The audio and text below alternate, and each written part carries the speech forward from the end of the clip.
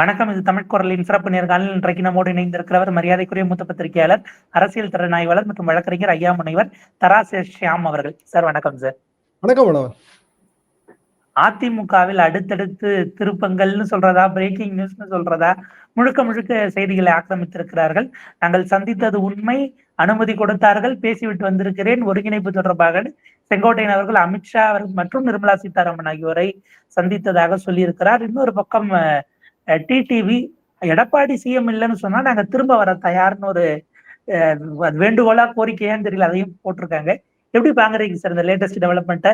எடப்பாடியை மீறி பைபாஸ் பண்ணி அமித்ஷா ஏன் முடிவெடுக்கணுங்கிற கேள்வி இருக்கு, உங்களுடைய பார்வை?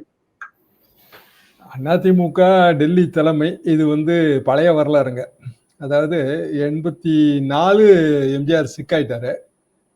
தேர்தல் பிரச்சாரம் பண்ணுவதற்கு ஒரு முகம் வேணும்னு சொல்லி ஜெயலலிதாவுக்கு எதிரான மனநிலை கொண்ட ஜெயலலிதாவை ரிக்வஸ்ட் பண்ணாரு, பிரச்சாரம் பண்ணாங்க. எம்ஜிஆர் ஜெயிச்சிட்டாரு. 85 அவர் பதவி பிரமாணம். அது பிறகு ஜெயலலிதா எம்ஜிஆரை டோட்டலா அலினேட் பண்ணி தான் வச்சிருந்தாங்க எல்லா மூத்த தலைவர்களும். அப்போ அந்த காலத்துல அப்போ நாங்கெல்லாம் தீவிர பத்திரிகையாளர்கள். நான் 80 பத்திரிகை உலகத்துக்கு வந்துட்டேன். 84 தராசு, சேலம் கண்ணன் ஒருத்தர், இன்னும் சிலர், அவங்கெல்லாம் ஜெயலலிதா ஆதரவாளர்கள். திருநாகரசன் எல்லாம் மறைமுகமா ஜெயலலிதா ஆதரவாளர். அதான் எதிர்ப்பாளர், அதனால ஜெயலலிதா ஆதரவாளர். இப்ப செங்கோட்டை ஆதரவாளர், அதனால எடப்பாடி எதிர்ப்பாளர். எடப்பாடி ஆதரவாளர், செங்கோட்டை எதிர்ப்பாளர். இந்த கதை தாங்க. அப்ப ராஜீவ்காந்தி பிரதமர். என்ன ஆச்சுன்னா, ஜெயலலிதா ராஜ்யசபா எம்பி. அவங்க டெல்லியோட நெருக்கம் காட்டி நேர் ராஜீவ்காந்திட்ட போய் இங்க இவ்வளவு பெரிய பிரச்சனை நடந்துகிட்டு இருக்கு அதிமுக கூட்டணி. 84 சட்டமன்ற தேர்தல், 84 85 மக்களவை தேர்தல், ரெண்டும் அதிமுக காங்கிரஸ் கூட்டணி. இவ்வளவு பெரிய பிரச்சனை நடந்துட்டு இருக்கு, நீங்க இதுல தலையிட்டு சுமூகமா தீர்க்கணும்லாம் ஜெயலலிதா ரிக்வெஸ்ட் பண்ணாங்க. இது பொதுவெளிக்கு நமக்கு தெரியாது. தெரிய வைத்தது யாருன்னா எம்ஜிஆர். அவர் இந்த மாதிரி ஜெயலலிதா அவர்கள் அம்முங்கிற பேரை தான் பயன்படுத்தி இருந்தாரு. எனக்கு எதிராக டெல்லி தலைமையோட பேசுறாங்க, என்னை தாண்டி டெல்லிக்கு எப்படி போகலாம்? எனவே யாருமே அவரோட தொடர்பு வைத்துக் கொள்ள. இது அண்ணால வெளியிட்ட செய்திங்க, அறிக்கை, எம்ஜிஆர் அறிக்கை. அது ரொம்ப காலம் முரசொலியில் அதை ரிப்பீட் பண்ணிட்டே இருப்பாங்க. எதுக்காக நான் சொல்றேன்னா, டெல்லி தலைமையோடு நெருக்கம். அது காங்கிரஸா இருந்தானே பிஜேபியா இருந்தானே, அதிமுக பஞ்சாயத்தை தீர்த்து வைக்க வாங்கங்கிற அழைப்பு இது அவ்வளவு காலமா இருக்கு. அது சமீபத்தில் நம்ம பார்த்தோம். இவ்வளவு பெரிய வரலாற்று கூட போகணும். சமீபத்தில் நம்ம பார்த்தது 2017 இதே தான் நடந்தது. அப்போ இவங்க லோக்கல் பஞ்சாயத்தை அவங்களுக்குள்ளே பேசி முடிக்கிறதுக்கு ஏன் வசங்கட்டு போய் தெரியுறாங்கிறதான் கேள்வி. எந்த கட்சியா இருந்தாலும் உள்ளூர் பஞ்சாயத்து கூட நம்ம உள்ளூர் ஆள் வச்சு தானங்க முடிப்போம். வெளியூர்காரன் பஞ்சாயத்து பண்ணா ஒத்துக்குவாங்களா? ஆனா இவங்க எப்பவுமே டெல்லியில போய் தான் பஞ்சாயத்து பண்றாங்க. அது காங்கிரஸ் பிஜேபி யாரும் விதி விலக்கு இல்லை. அப்போ இப்போ செங்கோட்டையன் அதே ரூட்ல தான் பயணம் ஆயிருக்காரு. இது எப்படின்னாங்க, அவங்க தான் பயன்படுத்திக்கிடுவாங்க. கடைசியில் அதிமுக பிளவுபட்டது 88. அதிமுக ஜெயிச்சா. காங்கிரஸ் என்னங்க பண்ணுச்சு? ஜானகி அம்மாளுக்கு ஆதரவு கொடுக்கறதா சொல்லிட்டு கடைசி நேரத்தில் இல்லைன்னு சொல்லி மந்திரி சபை கவுந்து, அதுக்கு பிறகு மூப்பனார் தலைமையில் ஆட்சி அமைப்போன்னு தனி முயற்சி எடுத்து அதுவும் தேராம போய், அதுக்கு பிறகு அதிமுக காங்கிரஸ் உறவு அதுக்கும் ஒத்துக்குவாங்க. அதான் அதோட சிக்கல். பிஜேபி இப்போ முயற்சி பண்ணுதா, உள்நோக்கம் என்னவா இருக்குன்னா அதிமுகவை பலவீனப்படுத்துறது தான். அதிமுக ஒற்றுமைப்படாது. ஏன்னா சீனியாரிட்டி இருக்கு. செங்கோட்டையை நான் தாங்க சீனியர் நினைப்பாரு. ஒற்றுமைப்படாது. எந்த அணியமும் சேர்க்கவே முடியாதுங்க, இம்பாசிபிள். எப்படி சசிகலாவை எப்படி உள்ள சேர்க்க முடியும், இல்லை ஓபிஎஸ் எப்படி உள்ள சேர்க்க முடியும்? வாய்ப்பே இல்லை. இல்லை டிடிவி சொல்ற மாதிரி எடப்பாடி இல்லாத அதிமுகவோட பிஜேபி உறவு வைக்குமா? எதற்குமே வாய்ப்பு இல்லை, இல்லையா? இது எல்லாருக்கும் தெரியும், செங்கோட்டையனுக்கும் தெரியும். அப்போ அல்டிமேட்டா என்ன ரிசல்ட் வரும்? 26 தேர்தல். இதே கதை தாங்க 88 தேர்தல் வந்தப்ப. 88 கடைசி, 89, 88 செப்டம்பர் 15 தாங்க அண்ணா சிலைக்கு மாலையை போட்டு சிந்தாமணியிலிருந்து ஜெயலலிதா அம்மா கிளம்புனாங்க. பிரச்சாரம் இதே செங்கோட்டையன் இருந்தாரு, டிடிவி தான் எல்லா ஆர்கனைசேஷன், நாங்களாம் அங்கே நின்றுட்டு இருக்கோம். அப்படியே நேரம் தஞ்சாவூர் பக்கம் ராத்திரி 11 மணி வரைக்கும் போனாங்க. டீ கடையில எல்லாம் நிறுத்துவாங்க. அப்போ அவ்வளவு தீவிர பிரச்சாரங்க. அப்போ கட்சியில் இருக்கிற பிளவு, கட்சி நம்ம கிட்ட வரணும். இது தேர்தல் வெற்றி தோல்வி பற்றி கவலைப்படாத ஒரு உணர்வு. இப்போ அதிமுக 2ஆ பிரிஞ்சிருந்தா ஜெயிக்க முடியாது என்பது ஜானகி அம்மையாருக்கும் ஜெயலலிதா அம்மையாருக்கும் தெரியாததா? அப்போ தெரியதானே செய்யும். தேர்தல் நடந்து முடியட்டும், அதுக்கு பிறகு பாத்துக்கலாங்கிற மனோபாவம். அதுக்கு பிறகு கட்சி ஒன்னாயிரும் அப்படின்னு நினைப்பாங்க. நம்ம தலைமை கீழே, ஜெயலலிதா தலைமை கீழே கட்சி ஒன்றானது. அப்புறம் வந்து 2 இடைத்தேர்தல், மருங்காபுரி கிழக்கும் மருங்காபுரியும் மதுரை கிழக்கும். மருங்காபுரியில பொன்னுசாமி நின்று ஜெயிச்சாரு, கல்வித்துறை அமைச்சரானாரு பின்னாடி. அதுக்கு பிறகு ஜெயலலிதா கிட்ட கட்சி வந்துச்சு. அப்புறம் திருப்பி திருநாவுக்கரசு அண்ணன் தலைமையில் போர்க்கொடி, போட்டி, பொதுக்குழு, இதெல்லாம் 96 98 கதை. அப்புறம் 98 தேர்தல் வெற்றி, கட்சி ஒன்றானது, ஜெயலலிதா கிட்ட வந்துச்சு. ஆக 2026 தேர்தலுக்கு பிறகுதான் எதுவுமே சாத்தியம். அதுக்காக நான் சொல்றேன். ஸோ இமீடியட்டா எல்லாரும் ஒன்னா சேர்ந்துருவாங்க, உடனே வந்து அதிமுக பாரதிய ஜனதா கூட்டணி வெற்றி பெற்றுவிடும் அப்படி இல்லை. திமுக ஜெயிச்சாலும் பரவாயில்லன்னே ஒரு குரூப் நினைக்குதாங்க. திமுக சந்தோஷப்படும் இதுல. இன்னும் சொல்ல அவங்க இதை வந்து மறைமுகமா ஆதரிக்க கூட செய்வாங்க. அவங்களுக்கு அடுத்த தேர்தல் வெற்றி, அவ்வளவுதானே பாயிண்ட். இப்ப செங்கோட்டையன் போயிட்டு வந்தாருன்னா அவரை கூப்பிட கூடாது டெல்லியில, இல்லையா? கூடாம போக முடியுங்களாங்க? அவ்வளவு பெரிய உள்துறை அமைச்சரை நம்ம நேரம் கேட்காம போய் பார்க்க முடியுமா? இல்ல நிதி அமைச்சரை நேரம் கேட்காம பார்க்க முடியுமா? அதுவும் விபி எலெக்ஷன் நடந்துட்டு இருக்க டைம்ல. எலெக்ஷனுக்கு முந்தின நாள் அவருக்கு அவ்வளவு என்கேஜ்மெண்ட்ஸ் இருக்கும். எவ்வளவு என்கேஜ்மெண்ட் இருக்கு. அன்னைக்கு மாதிரி போலுங்க, எப்படி ஓட்டு பதிவு போடுறது அப்படிங்கிறதுக்கான பயிற்சி. அதெல்லாம் தாண்டி உள்துறை அமைச்சரோ இல்ல நிர்மலா சீதாராமன் அம்மாவோ வந்து இவரோட ஒரு ரிபல் லீடரோட பேசுவாங்களா? தமிழ்நாடு மாதிரியான ஒரு மாநிலத்துல இருந்து வர்ற ரிபல் லீடரோட. அப்ப அவங்களுக்கு நோக்கம் இருக்கு, தொலைநோக்கு தானே இருக்க முடியும், வேற எப்படி இருக்க முடியும்? உடனடியா என்ன ஜெயிச்சிருவாங்க? தேராத ஜனநாயக கூட்டணி அப்படின்னு சொல்லி ஜூனியர் உடல்ல நேத்துன்னு நினைக்கிறாங்க ஒரு ஆர்டிகிள் வந்துருது. தேசிய ஜனநாயக கூட்டணி தேராத ஜனநாயக கூட்டணி என்ன டீட்டெயிலா பண்ணிருக்காங்க இந்த பழைய கதையெல்லாம் போட்டு.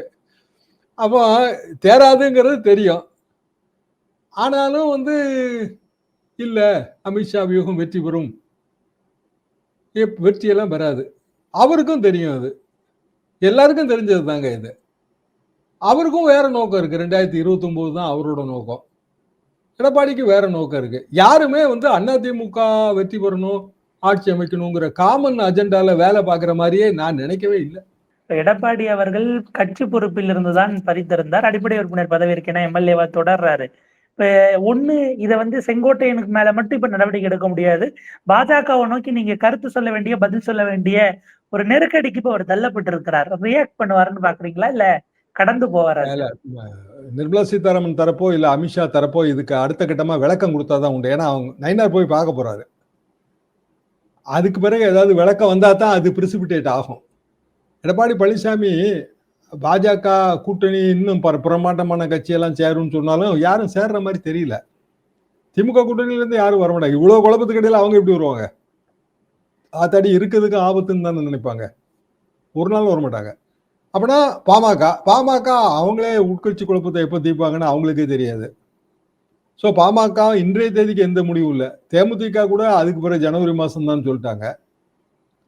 புதிய தமிழகம் ஜான் பாண்டியன் அவங்களே எதுக்குறாங்க. சரி, எடப்பாடி பழனிசாமி தென் மாவட்டங்களில் போய் பசுமன் தேவர் ஐயா பேரை வந்து இது விமான நிலையத்துக்கு சூட்டோம்னா 2010 இருக்க கோரிக்கைங்க. அந்த காலத்திலேயே அவர் சுப்பிரமணிய சாமி சொல்லியிருக்காருங்க. 98 காலகட்டத்திலே அவர் வந்து வேலூர் தொகுதி எம்பி கேண்டிடேட் அதிமுக கூட்டணி 99 காலகட்டம். அவர் அதுதான் சொன்னாரு, பசுமன் தேவர் ஐயா பேரை சூட்டணும்னு தான் அவருக்கான அந்த ஓட்டு பெரிய அளவுக்கு அது ஒரு பெரிய அவர் மேல ஒரு பெரிய இமேஜ் வந்துச்சுங்க. நம்ம ஊருக்காரரு சோழவந்தாக்காரரு இவ்வளவு தூரம் நம்ம உயர்வா சொல்றாரு. ஆனா சிக்கல் என்னன்னா, எடப்பாடி பழனிசாமி இப்ப சொல்லும் போது அது அரசியலா பார்க்கப்படுது.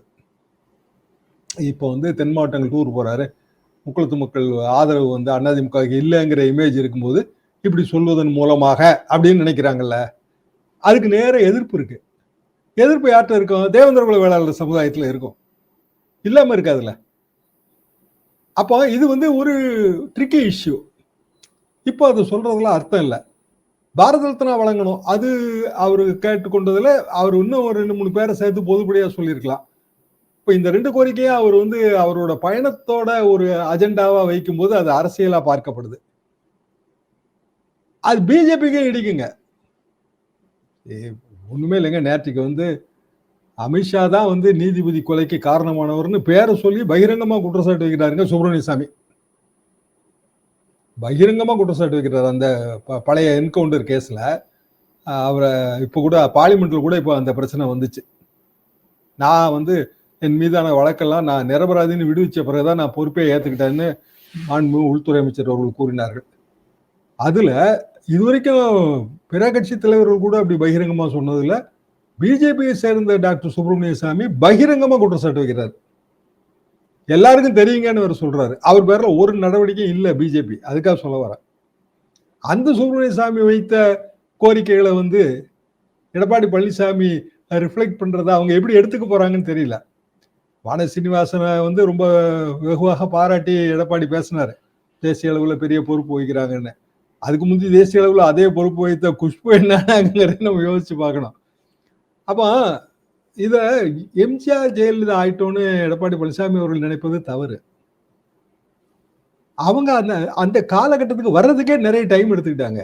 72 எம்ஜிஆர் கட்சி ஆரம்பிச்சாருன்னா அதுக்கு முன்னாடி எவ்வளவு வருஷத்தை அவர் எவ்வளவு உட்கட்சி பிரச்சனைகளை திமுக சமாளிச்சு வந்திருப்பாரு. யோசிச்சு பாருங்க. திமுக அவர் காமராஜரை உயர்வாக பேசுனதுக்கு எதிராக பெரிய குரல்கள் எழுந்தன. அந்த உட்கட்சி பிரச்சனைகள் எல்லாம் சமாளிச்சு, அதாவது எம்ஜிஆர் திமுக நீக்கணும்னு ஒரு பெரிய குரூப் முயற்சி பண்ணுச்சு. 1967 அண்ணா தான் தலையிட்டு அதுல முற்றுப்புள்ளி வச்சாரு. அதெல்லாம் தாண்டி உட்கட்சி பிரச்சனைனா என்ன, எப்படியெல்லாம் இவங்க பின்னாடி இருந்து குழி பிரிப்பாங்கிறது அதெல்லாம் அனுபவபூர்வமா பார்த்து 72 கட்சிங்க. டக்குன்னு வந்தாரு, கட்சி ஆரம்பிச்சாரு, ஜெயிச்சாருங்கிற கதை கிடையாது. ஜெயலலிதா அவர்களும் அப்படித்தான். அவங்கள வச்சு தேர்தல் பிரச்சாரம் நடத்தி வெற்றி எல்லாம் அடைஞ்ச பிறகும் அவங்கள புறக்கணிச்சாங்க. 84, 85 காலகட்டம். அப்போ அவங்க ஒரு என்ன முடிவு வேணாலும் எடுப்பாங்க, கட்சி அதுக்கு கட்டுப்படுங்கிற நிலையை அடைவதற்கு பல வருடங்கள் ஆச்சு. எடப்பாடி பழனிசாமி அப்படி இல்லைங்க. 2016 ஜெயலலிதாவோட வெற்றி. அதுக்கப்புறம் எடப்பாடி பழனிசாமி முதலமைச்சர் ஆனார். 4 வருஷம் அந்த முதலமைச்சர் பதவியை வைத்திருந்தார். இனி அடுத்த வெற்றி அவர் தனியாக போராடி வெற்றி காண வேண்டிய ஒரு தேர்தல் காத்திருக்கு. 21 வெற்றியில பல தலைவர்கள் இருந்திருக்காங்க. அதாவது ஆட்சியை பிடிக்காட்டாலும் 70 சீட்டுங்கிறது மோசமான வெற்றி கிடையாதுங்க, நல்ல வெற்றி. அப்ப 26 தேர்தல் முக்கியங்கும் போது யாரு வளைஞ்சு நெளிஞ்சு அட்ஜஸ்ட் பண்ணி போக வேண்டியவர்? எடப்பாடி தானே. அவர் தானே அட்ஜஸ்ட் பண்ணி போகணும். இன்னும் சொல்ல போனால் ஜெயலலிதா உயரம் அடைஞ்சிட்டேன்னு சொன்னார்னா அதே மாதிரியான சகிப்புத்தன்மையா அனுசரணையா அவரும் காட்டணும்ல. எம்ஜிஆர் உயரத்தை அடைஞ்சிட்டான்னு சொன்னா அவரும் அனுசரணையும் சகிப்புத்தன்மை இல்லாம எப்படி அரசியல் பண்ண முடியும்? அரசியலே சமரசங்களின் தாய் தானே. இவ்வளவு ஒரு டஃப்பான எலெக்ஷனுங்க 2026. அப்படி ஒன்றும் ஈஸியான எலெக்ஷன் கிடையாது. என்னன்னா விஜயோட ஃபேக்டர் அது. எத்தனை ஓட்டு யார் ஓட்டு யாருக்கும் தெரியாது. அதை பத்தி எல்லாமே யூகம் தான். ஆனா டஃப் அது தெரியுது. அப்போ ஏன் எடப்பாடி இந்த முடிவு எடுக்கிறாரு? செங்கோட்டையனுக்கு ஒண்ணு இல்லைங்க, அவருக்கு சீட்டே கிடையாது. கோவிச்செட்டிப்பாளையத்துல அவருக்கு சீட்டே கிடையாது. அப்ப அவர் என்ன முடிவு வேணாலும் எடுப்பாருங்க. எடப்பாடி பழனிசாமி அப்படியான முடிவு எடுக்க முடியாதுல்ல. ஏன் இந்த அவசரம்? அப்ப எப்படி செங்கோட்டையனுக்கு வேண்டியவங்க டெல்லியில இருக்க மாதிரி எடப்பாடி அவர்களுக்கு வேண்டியவங்க இருப்பாங்களா? அவங்க சொல்லியிருப்பாங்களா டெல்லி பின்னாடி இதுல? அப்படின்னா பிஜேபி கூட்டணியை விட்டு எடப்பாடி விலக போறாரா? இது எப்ப புரியும்னா செங்கோட்டையனை கட்சி அடிப்படை உறுப்பினர் பதவியிலிருந்து எடுத்தா புரிஞ்சிருங்க. நேற்றைக்கு நல்லிஃபை பண்றதுக்கு டாக்டர் தம்பிதுரை விட்டு பேச விட்டுறாங்க. நான் கூட அமித்ஷா அவர்களை அடிக்கடி சந்திப்பேன்னா, இது என்ன அமித்ஷாவை யார் வேணாலும் சந்திக்கலான்னு சொல்ற மாதிரியும் அது போதும். ஏதோ அமித்ஷாவுக்கு வேற விட்டு இல்லாத மாதிரி. சரி, மத்திய உள்துறை அமைச்சர் எவ்வளவு பெரிய பொறுப்புங்க. அவர் சாமானியத்துல போய் ஒரு கட்சியோட நுணுக்கமான பஞ்சாயத்தெல்லாம் அவர் உட்காருவாரா? அப்ப அவரும் அப்படிதான் உட்காருவாருன்னு தான் தம்பிதுரை சொல்றதை வச்சு நம்ம யூகிக்க வேண்டியது இருக்கு. மேற்கொண்டு இது எப்படி பயணிக்குதுன்னு பார்த்துட்டு இன்னொரு முறை தொடர்ந்து உரையாடலாம். நேரத்துக்கு பொறுத்தவரைக்கும் மிக நன்றி சார்.